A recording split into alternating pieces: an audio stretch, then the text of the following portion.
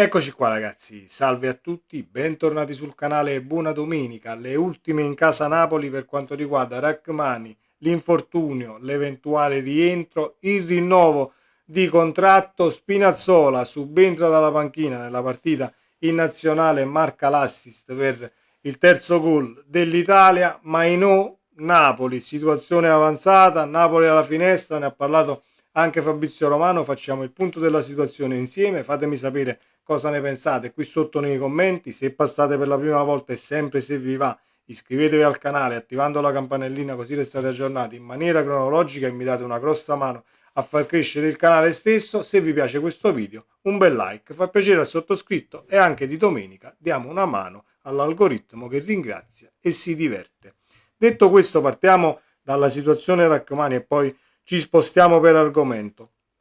Il rapporto tra Amir Rachmani e il presidente De Laurentiis è ben saldo, anche per questo ADL non ha avuto problemi nel dare l'ok al rinnovo contrattuale di Rachmani fino al 2028, con opzione per il 2029 con tanto di ingaggio rialzato fino a 4,1 milioni di euro a stagione. De Laurentiis lo considera, da quando è arrivato qui al Verona, un uomo spogliatoio, non ha mai alimentato una sola polemica interna e ha sempre misurato le parole. A questo punto non c'è nulla che possa impedire la firma del contratto, che resta una formalità. Io sono d'accordissimo nel far firmare Rachmani a vita a Napoli, quindi fino a fine carriera, perché poi l'età avanza e 2028-2029 significa comunque tenerti un calciatore a Napoli quasi fino a fine carriera, che poi i calciatori a 34, 35, 33 che sia vadano a fare esperienze, che ne so, America, Arabia e quant'altro, lo si vedrà poi, ma avrai comunque dal punto di vista tecnico-tattico e di spogliatoio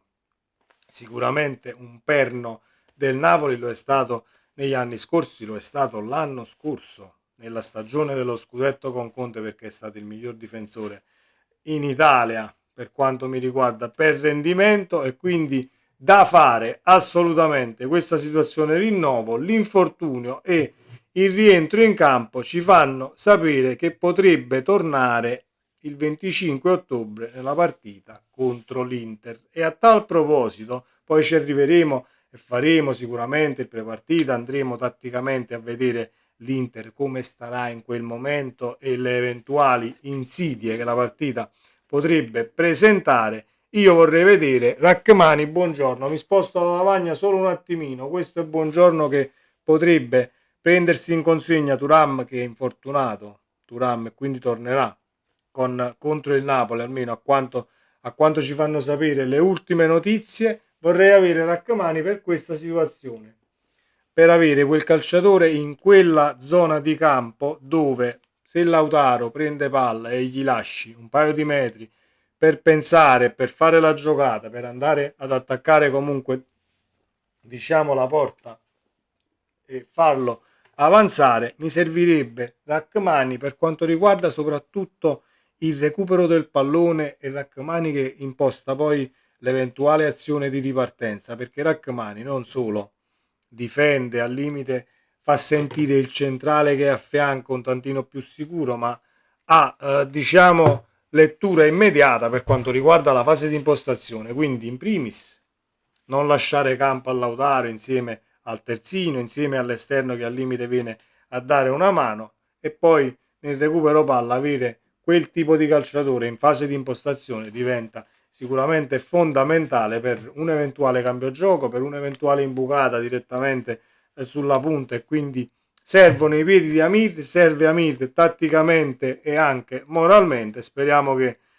ritorni in campo quanto prima. La situazione Mainò Napoli, cosa c'è di vero, cosa c'è diciamo di avanzato? Di avanzato non c'è praticamente niente. Cosa sappiamo? Sappiamo che il Napoli ci ha provato anche nella sessione estiva, ma lo United ha fatto muro, Amorim ha fatto muro e anche un tantino la società, perché poi vendi e non porti i risultati a casa, anche dal punto di vista dell'ambiente, tifosi e quant'altro. Diciamo che ci devi andare molto cauto, perché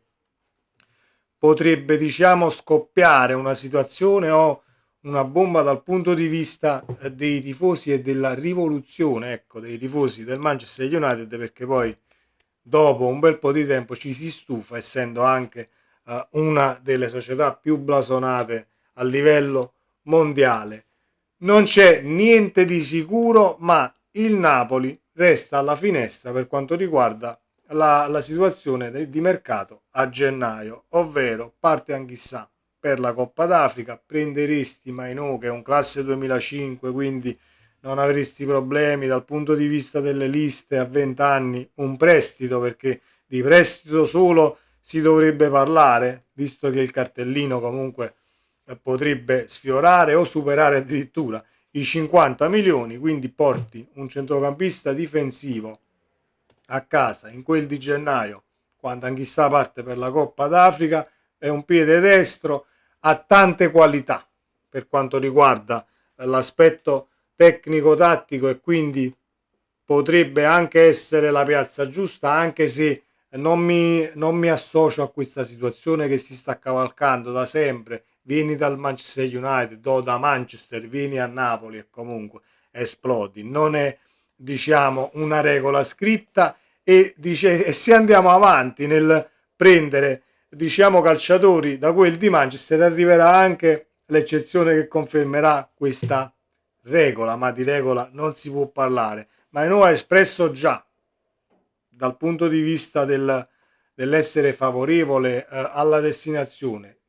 in estate, ha già espresso il suo parere e quindi si trasferirebbe a Napoli, questo sì, dal punto di vista del sì del calciatore non ci sarebbero tanti problemi, però devi contrattare con lo United e ovviamente ci sono anche considerazioni che si possono fare dal punto di vista dei rapporti tra le due società, perché comunque hai trattato e hai portato a Napoli Højlund, comunque hai preso McTominay, le società stanno bene dal punto di vista dei rapporti e non stai andando a bussare, diciamo, a una diretta concorrente in Serie A, che è una situazione che diventa totalmente più difficile, perché ovviamente fare mercato tra i confini italiani, soprattutto a gennaio, diventa molto ma molto complicato se vai a bussare alla porta alle tue dirette concorrenti che non vanno mica a rinforzarti. Quindi diciamo che o peschi altrove, nel caso devi pescare, oppure rimani come stai sperando di avere tutta la rosa a disposizione e quantomeno infortuni possibili. Poi vedremo se dovesse farsi qualcosa in quel di gennaio per quanto riguarda la fascia destra, il terzino, si riapre la pista Sanchez e quant'altro, se ne stanno sentendo di tutti i colori, ma il mercato poi lo tratteremo, diciamo, più a ridosso dell'inizio, in quel di dicembre, quando le chiacchiere potrebbero essere, diciamo, più cose fondate che supposizioni. Detto ciò, fatemi sapere la vostra qui sotto nei commenti, iscrivetevi come ho detto all'inizio del video, mi date una grossa mano, lo state facendo e ve ne sono assolutamente grato. Forza Napoli sempre, ciao!